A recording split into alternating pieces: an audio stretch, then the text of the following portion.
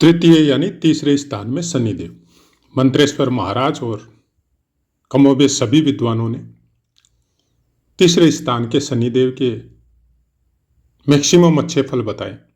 भाग्यवान होता है, स्त्री सुख होता है, बुद्धिमान और उदार प्रवृत्ति का होता है।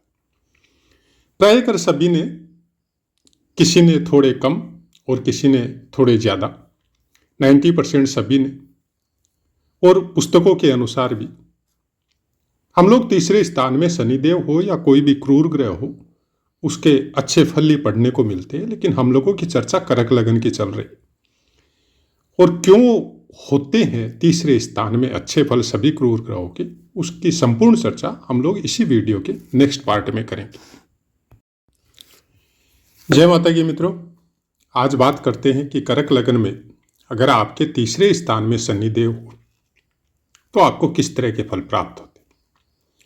ध्यान रखिए, प्रायकर जब से शनिदेव के पाठ हमने शुरू किए तब से आपको बताया कि शनिदेव करक लगन के लिए कारक नहीं है, लेकिन शनिदेव के कुछ विशेष गुण होते हैं, कुछ विशेष अवगुण भी होते हैं। शनिदेव अगर कन्या राशि में, जो कि तीसरे स्थान में कन्या राशि आएगी बुध देव की, उसमें विराजमान होते हैं तो अपनी तीसरी दृष्टि वृश्चिक राशि आपके पंचम स्थान पे आएगी। कोई विशेष अच्छे फल यहां से देखने को नहीं मिलते। बच्चे भी अगर स्टडी वगैरह कर रहे हैं तो बीच में पढ़ाई का छूट जाना, उस समय का गैप लग जाना, या कोई ऐसी कोई प्रॉब्लम आ जाना, चाहे शारीरिक दृष्टि से हो चाहे मानसिक दृष्टि से हो, जिससे उनका स्टडी का ड्रॉप होना। और सप्तम दृष्टि जब भाग्य स्थान पे पड़ती है तो गुरुदेव का पोजीशन अगर अच्छा हो तब एक अलग बात है, लेकिन भाग्य के लिए संघर्ष करना पड़ता है ऐसे इंसान को। और फिर दसम दृष्टि आपके द्वादश स्थान पे आएगी, जो आपको अनवरत बिना मतलब की यात्राएं देगा, विदेशों में सेटलमेंट देगा, खर्चे करने की प्रवृत्ति देगा, और अपने समाज से, अपने परिवार से, अपने घर से जो संस्कार मिलते हैं उससे बहुत अलग, चाहे कुछ और ग्रहों की प्लेसमेंट अगर उसी तरह की हो जाए तो उसके विपरीत थिंकिंग भी देगा। शनिदेव तीसरे स्थान में अच्छे फल केवल इतने होते हैं कि आपके संघर्ष करने की क्षमता यानी आपकी विल पावर को बढ़ा देते, बाकी कोई अच्छे फल नजर नहीं आते। बाकी स्थानों पे जहां जहां इनकी दृष्टि जा रही है वहां पे अच्छे ग्रह या उनके स्वामी ग्रह अच्छी पोजीशन में आपकी कुंडली पे अगर विराजमान है तो उन स्थानों को संभाल सकते हैं। अदरवाइज इन तीनों स्थानों को बहुत ज्यादा डिस्टर्बेंस करेंगे, आपके पंचम स्थान, आपके नवम स्थान और आपके द्वादश स्थान। द्वादश स्थान को बहुत कुछ सुख का स्थान मान सकते हैं हम लोग, हालांकि सुख का स्थान आपका चतुर्थ है, लेकिन द्वादश स्थान को आप सैया सुख बोला जाता है। सैया सुख एक तो वो होता है कि आदमी की मुक्ति हो गई, अब वो अपनी अनंत की यात्रा पे चला गया, जो अब इस शरीर में वापस नहीं आएगा, ये परम सुख है। एक सैया सुख वो होता है जो आराम से अपने घर में या अपनी पत्नी के साथ, जो सब सुख उसको काम की दृष्टि से प्राप्त होते हैं। और तीसरा स्थान काम त्रिकोण में आता है। ऐसे आदमी बहुत हद तक अगर मंगल या चंद्रमा का प्लेसमेंट भी उस तरह का हो तो कामुक भी होते। और एक चीज हमेशा ध्यान में रखिए कि जिसके भी तीसरे स्थान में जितने ज्यादा ग्रह होंगे, काम की शक्ति उतनी ज्यादा मात्रा में उनके अंदर होगी। अब उस शक्ति का वो सदुपयोग करते हैं या दुरुपयोग करते हैं, वो इंसान के अपने ऊपर या फिर चंद्रमा के ऊपर निर्भर है। चंद्रमा मन सो जात है, संस्कृत की ये उक्ति या ये श्लोक समझो आप, चाहे वाक्य समझो, इसका बहुत गहरा अर्थ है। इस एक की ही वाक्य के ऊपर या एक ही श्लोक, इतने से के तीन वाक्यों के एक श्लोक के ऊपर आप पूरी किताब की रचना आपको पढ़ने को मिल जाएगी। अगर आप गहराई में उतरते हैं तो पूरा भौतिक शरीर आपके मन रूपी विशाल ब्रह्मांड के ऊपर निर्भर है, केवल मन रूपी। आप अपने मन के सुख से बाकी सब सुखों को प्राप्त करना चाहते हैं जो भौतिक शरीर को चाहिए। इसलिए कहते हैं कि चंद्रमा सब ग्रहों को मैनेज करता है, बहुत हद तक सही है। अगर आपको भौतिक शरीर से सुख चाहिए, जिसमें हम लोग प्रायकर जन्मपत्री को भी उसी दृष्टि से देखने लग गए कि धन कब आएगा, पत्नी कब आएगी, बच्चे कब आएंगे, अंत समय में सुखी होंगे कि नहीं होंगे, केवल शरीर से कनेक्टेड हर सुखों को प्राप्त करना चाहते, तो उसके लिए चंद्रमा है। उसका बहुत बार हम क्लेरिफिकेशन दे चुके हैं कि आपका जन्म राशि में आपका जो भी बचपन में जो कार्यक्रम आपके लिए होते हैं, पैदा होने के बाद में 9 दिन के, 7 दिन के या 10 दिन के या 1 महीने के जो भी शुद्धिकरण होते हैं, उसके बाद में नामकरण होते हैं, मुंडन संस्कार होते हैं, जितने भी कार्यक्रम होते हैं, उन सब में नक्षत्र देखा जाता है। उसके बाद में आपकी शादी विवाह होती है तो नक्षत्र या राशि ये सब देखे जाते हैं। दशा महादशा जो आपको प्राप्त होती है वो भी नक्षत्रों के अनुसार होती है। वो संपूर्ण नक्षत्रों का स्वामित्व चंद्रमा के पास है। ज्योतिष शास्त्र ने उनमें कुछ डिपार्टमेंट या कुछ विभाग कर दिए 3-3 नक्षत्रों के, बाकी ग्रहों को भी उनका स्वामित्व प्रदान किया है, लेकिन ओवरऑल सब नक्षत्रों का स्वामित्व चंद्रमा के पास है। क्योंकि नक्षत्रों का रूपण जो है, वो जब वेद पुराणों का अध्ययन करते हैं तो उसमें राजा दक्ष की जो पुत्रियां थी उनके नाम पे ये नक्षत्र है, और वो उन सब की शादियां चंद्रमा के साथ हुई थी। ये अगर आप खुद भी पठन पाठन करते हैं तो ये सब डिटेल या ये सब जो पौराणिक कहानियां हैं उनका अध्ययन करते हैं तो आपको ये सब का पता है। हम उस विषय में इसकी संपूर्ण चर्चा करके आपके समय को व्यर्थ नहीं करना चाहते, क्योंकि जितने भी हमको पता है, जितने भी जो जुड़े हुए हैं शुरू से, जो भी 10-15 आदमी जितने भी इस चैनल को प्राय कर हर वीडियो को सुनते हैं, वो सब ज्ञानी है। कोई मतलब आम आदमी जैसे नहीं है। कोई वीडियो वायरल होने की वजह से कई आम आदमी भी जुड़ते हैं, अच्छा है, धन्यवाद है उनका और स्वागत है। लेकिन तकलीफ केवल इतनी है कि वो आते हैं, अपनी डेट ऑफ बर्थ डालते हैं, समय डालते हैं, प्लेस डालते हैं और फिर फल पूछते हैं, जो कि इस चैनल का उद्देश्य नहीं है और हमारा भी उद्देश्य नहीं है। हम किसी का प्रिडिक्शन नहीं करते, तो फिर वो वापस चले जाते हैं, कोई बात नहीं, उसमें भी खुश है। चैनल का उद्देश्य या हमारा उद्देश्य केवल इतना है कि ज्योतिष को ज्योतिष के स्वरूप में समझिए, इसको उस लाइन में मत समझिए कि हमको कल क्या होगा, परसों क्या होगा, धन कितना मिलेगा, परिवार में सुख शांति कैसी रहेगी।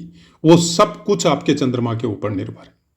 जो प्रारब्ध आपको मिला है, जिसने वो प्रारब्ध आपके लिए लिख दिया, वो लिखने वाला भी उसको नहीं काट सकता, क्योंकि उसने भी धरा पे जन्म लेके, परमपिता ने भी जो प्रारब्ध वो लेके आए, उन्होंने भी उसमें छेड़छाड़ नहीं की, उसको भोगा है। माता देवकी के गर्भ से उत्पन्न होके,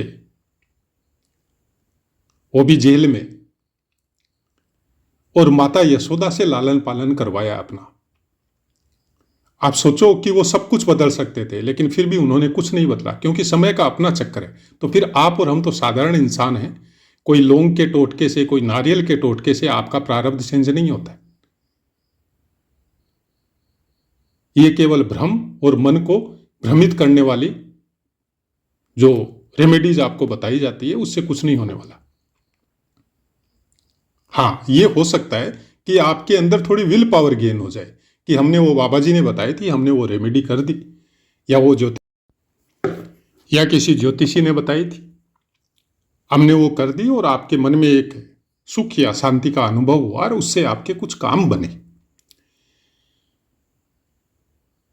कोई भी ग्रह जब तीसरे स्थान पे बैठता है, शुभ ग्रह बैठता है तो थोड़ा आराम से आपके वर्क करवाता है, आपको संघर्ष की मात्रा कम देता है, बैठे बिठाए सब कुछ मिलने की प्रवृत्ति आपको प्राप्त होती। लेकिन जब अशुभ ग्रह बैठते हैं तो खुद के बाहुबल में, खुद अपने संघर्ष के द्वारा आप बहुत कुछ अचीव करते हैं और प्राप्त करते हैं और उसका प्राउड भी करते हैं। सबसे बड़ी विडंबना समझो आप, चाहे सबसे बड़ा ये प्रकृति का या भौतिक शरीर का नेचर समझो आप, कि जब आप मेहनत करके जब कुछ प्राप्त करते हैं, तब यहां पे तीसरे घर का क्रूर ग्रह, खासकर शनि हो, सूर्य हो, राहु हो, केतु हो,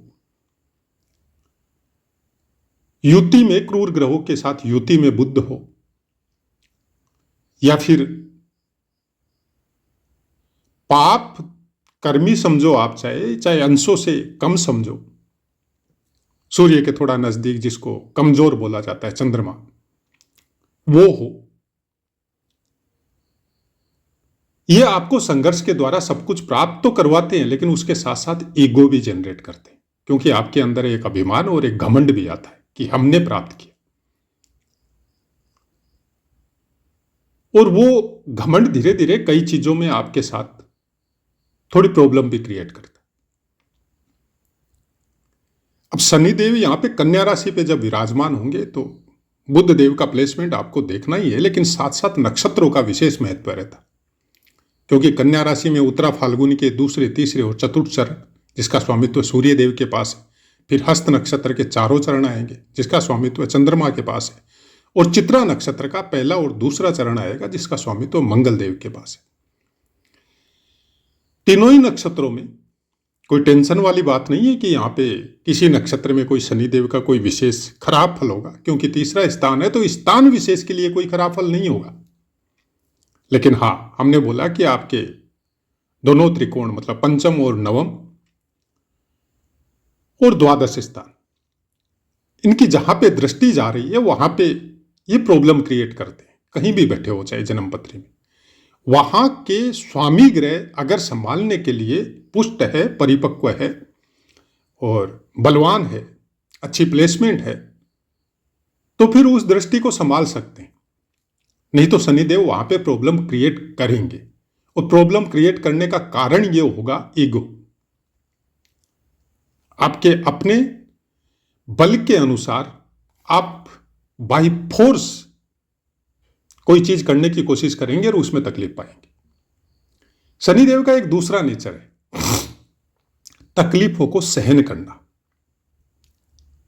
सबके ऊपर समान दृष्टि रखना, लोगों का भला करना।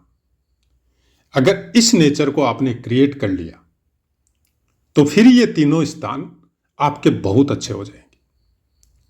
हर ग्रह के सब तरह के नेचर है, आपने अच्छे वाले को अपनाया तो वो ग्रह आपको उसी अनुसार आपके फलों में, आपके भौतिक जीवन के फलों में उसी तरह की कंटिन्यूटी देगा।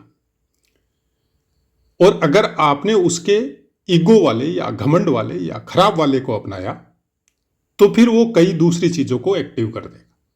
इसलिए बोला जाता है ना कि जैसी संगति आदमी की होती है वैसा ही उसके भाग्य का निर्माण हो जाता है। ग्रह और स्थान का भी कुछ विशेष महत्व इसी तरह से होता है कि जिस तरह के कारकत्व उस ग्रह के है, उस कारकत्वों में आप चुन के अच्छे वाले कारकत्वों को अगर अपनाते हैं तो वो ग्रह खुश होता है, और उस ग्रह के अच्छे वाले कारकत्व नहीं अपना के उस स्थान विशेष के सुखों को अपनाने की कोशिश करते हैं जो उस स्थान पे बैठ के वो ग्रह आपको देना चाहता है, तब वो ग्रह खराब होता है। प्रारब्ध के अनुसार मिला है, ये मत सोचिए कि जो प्रारब्ध ने मिला है वो वैसा ही देगा, वो वैसा ही देता है, लेकिन उस समय आपकी परिस्थिति बदल जाती है कि आप हष्टपुष्ट मात्रा में है, आपके शरीर में बल है, आपकी विल पावर स्ट्रोंग है, बाकी ग्रह आपके बहुत अच्छे प्लेसमेंट में है और आप अपने कर्म भी बहुत अच्छे कर रहे हैं। थोड़ा सा कोई दुख आया, आपके ऊपर कोई इफेक्ट नहीं आया, वो आया और चला गया। लेकिन आपकी मान ये सोचिए कि आपकी विल पावर कमजोर है, आप पर्टिकुलर पहले से ही दुखों से ओतप्रोत है और उसी समय उस ग्रह ने भी अपनी चोट पहुंचा दी, तब क्या होगा? ग्रहों का खेल ऐसे ही होता है।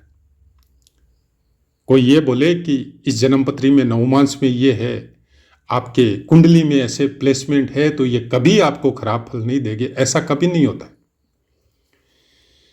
ये भूल जाइए कि वो खराब फल नहीं देंगे, वो हमेशा ही अच्छे देंगे। आपके पिता या आपकी माता कभी बच्चे के लिए खराब होती है? कभी नहीं होती। तो क्या बच्चे खराब हो रहे? कभी नहीं हो रहे। तो फिर कारण क्या है? वृद्धाश्रम की वाली संस्कृति तो भारत में कभी नहीं थी, क्यों भर्ती होते जा रहे हैं? ये वही कारण है जो हम लोगों ने संस्कार छोड़ के और वर्तमान भौतिक जगत के सुखों को अपनाना चालू कर दिया। माता पिता मतलब सूर्य चंद्रमा आपकी अच्छी पोजीशन में, और आपने उठा के अपने माता या पिता को वृद्धाश्रम में छोड़ दिया, और आपके सूर्य चंद्रमा बहुत अच्छी पोजीशन में है, और फिर आप बोलते हैं कि प्रारब्ध के अनुसार आपको अच्छे मिले तो हमेशा आपके लिए अच्छे फल देंगे। आप खुद विचार करके देखिए कि आपके सूर्य मेष राशि में उच्च के बैठे हुए लगन में आपको बहुत अच्छे फल देंगे, और आपने अपने पिता को उठा के वृद्धाश्रम में छोड़ दिया या अपमानित किया या उनके साथ मारपीट की, तो क्या वो पिता जिन्होंने आपका लालन पालन किया, आपको इस काबिल बनाया कि आप उसको मारपीट कर सके उनके साथ? इसीलिए बड़ा किया था। और फिर आप बोलते हैं कि सूर्य आपके हमेशा अच्छे फल देंगे। ठीक है, पिता आपके लिए बुरा नहीं करेंगे, लेकिन वो जो आशीर्वाद मन से उनके निकलता था कि मेरा बेटा सुखी रहे, मेरा बेटा सुरक्षित रहे, हमेशा उसका नाम हो, हमेशा उसका कद बढ़ता जाए, क्या वो निकलेगा? इसलिए बोलता है किसी की आत्मा को तकलीफ नहीं पहुंचानी चाहिए। वो तो माता पिता है, जानवर की आत्मा को भी तकलीफ नहीं पहुंचानी चाहिए। अपने कर्मों को सुधारिए, अपने आने वाले भविष्य की चिंता छोड़ के, ज्योतिषी के पीछे भागना छोड़ के, जो सनातन धर्म के संस्कार है उसके अनुसार अपने आप को ढालने की कोशिश कीजिए। ग्रह आपका कुछ नहीं बिगाड़ेंगे, प्रारब्ध है, आप आराम से भोग लेंगे। क्या बाकी नहीं भोगते? कोई ज्योतिषी नहीं भोगता, या हम जो आपको बता रहे हैं हम नहीं भोग रहे? सब भोगते हैं। जब ईश्वर इस संसार में मनुष्य रूप में जन्म लेके सब फलों का भोग किया है उन्होंने, तो फिर आप और हम तो साधारण इंसान है भाई। उनके 0.001 अंश के मात्र भी नहीं है, जबकि उनके पास वो शक्तियां थी कि उन सब चीजों को वो काट सकते थे। फिर भी 14 साल का वनवास भोगना, अखंड ब्रह्मचर्य का पालन करना, वनवास में पत्नी होते हुए भी।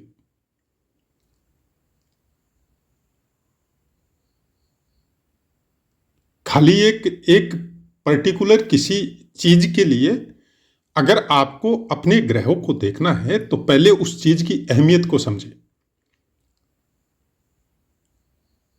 कि आपके जीवन में उसकी जरूरत कितनी है। छोटे छोटे सुखों में मत जाइए, बड़े सुखों की आस कीजिए। माता पिता के आशीर्वाद जीवन में आने वाली बहुत सी कठिनाइयों और विपत्तियों का नाश कर देता है, जिनका आपको पता ही नहीं रहता है, क्योंकि आपके पास तो आई नहीं, उनके आशीर्वाद से वो क्षीण हो गई। तो उन चीजों को समझने की कोशिश कीजिए और उसी अनुसार अपने आप को ढालने की कोशिश कीजिए। फिर ग्रहों को समझिए।